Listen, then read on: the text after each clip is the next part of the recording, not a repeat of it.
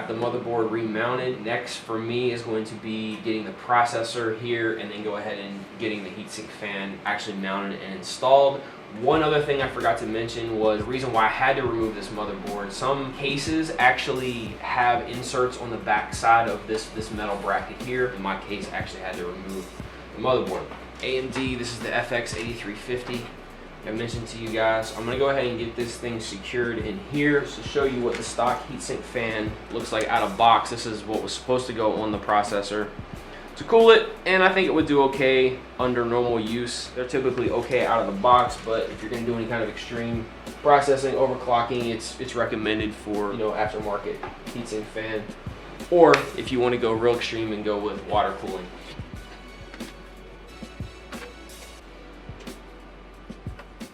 I want to go ahead and apply the thermal paste to the processor and get the heatsink fan mounted.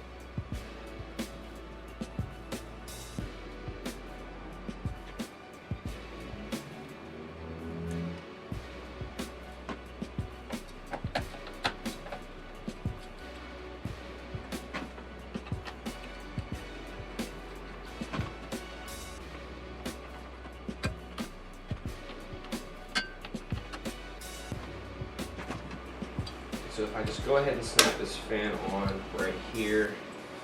The fan right now is configured to push the air up and out. Ideally, this would be vertical and I can push it directly to this exhaust fan and take it out the back. But from what I can see, this is probably the way I'm gonna have to have this heatsink fan configured, which shouldn't be that big of a problem. All right, so next I've got the G.SKILL Sniper dual channel RAMs, the 16 gig total, 2 8 gig sticks. I'm gonna be running in these two slots here that are a lighter tan to run dual channel, which is what's recommended on the motherboard. So I'm gonna go ahead and snap these into place.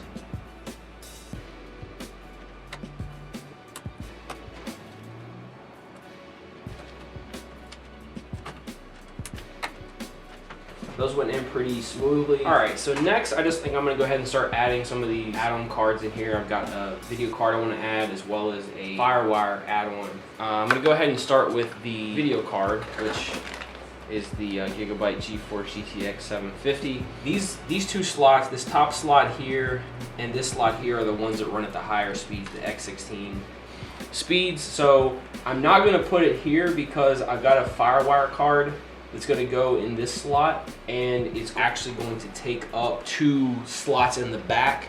So if I put it here, I'm not going to have room to put this FireWire card, so I'm going to go ahead and use this slot right here.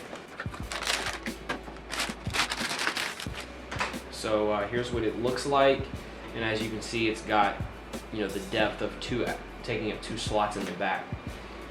So I think all I need to do now is just remove this panel, remove this protector on the bottom, and it should plug in with no problem.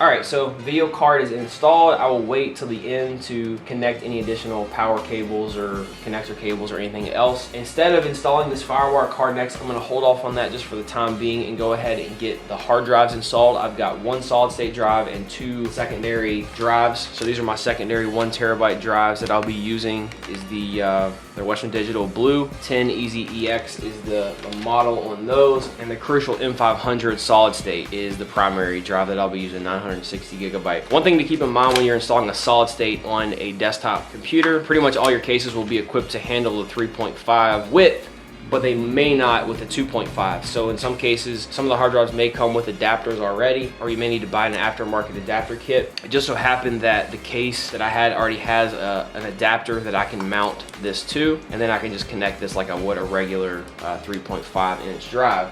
This is actually where I will be installing these hard drives. There's a capacity for up to 6 hard drives that will slide in here on their side. So I just need to mount all the hard drives first, and then once I get them in here, it slides down in here and secures. And if you can see on the back side, there's a little lip that locks into place in the back. So this slides down, and then once it's locked in, then there's 2 thumb screws that will secure it fully here.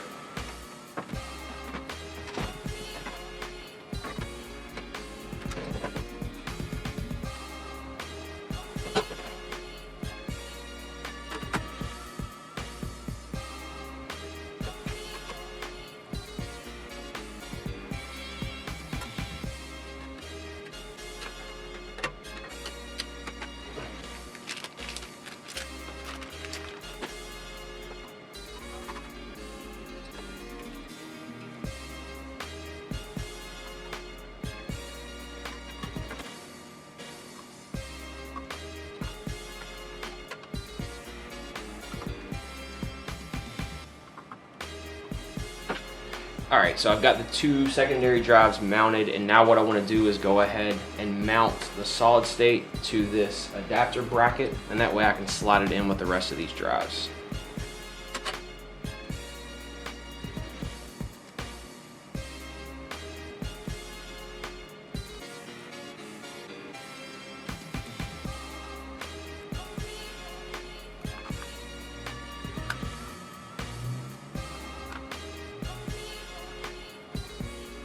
Alright, so here's the solid state mounted to this 3.5-inch adapter, and now it should easily slide into this hard drive chassis and mount just like these other 2 drives. I wasn't actually able to offset it and push it out over the edge, like these are easier to access, but I just wasn't able to based off of the way this adapter was. Shouldn't be a problem.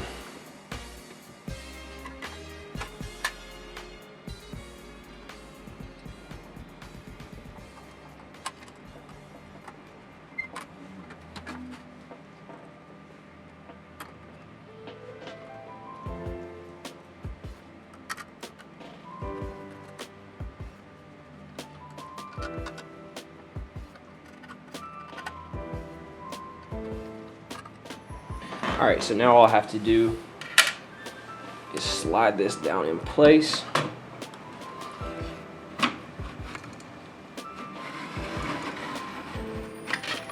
And then locks in the back.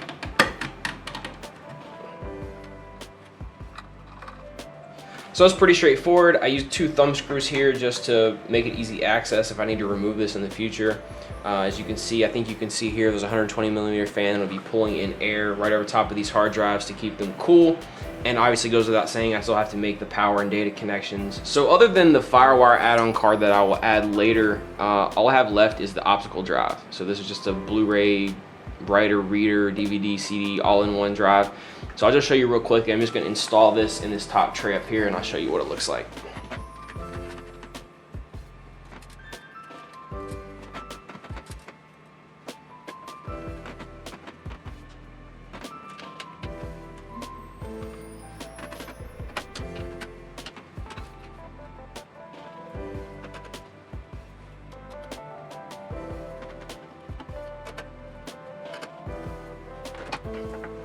Alright, so that's what it looks like installed. Nothing too crazy here. I've also got these extra dummy face plates that I'll go ahead and fill in the rest of here too, because I'm only going to plan to use 1 optical drive for now. I don't have any need for any of these other slots. Unless there's anything I'm forgetting other than the FireWire card, I believe that's all of the primary hardware that will be going into this for now. Next video, I'll show you the actual data connections and power connections and all that fun stuff. So stay tuned. I'll see you next video. Thanks for watching. Peace.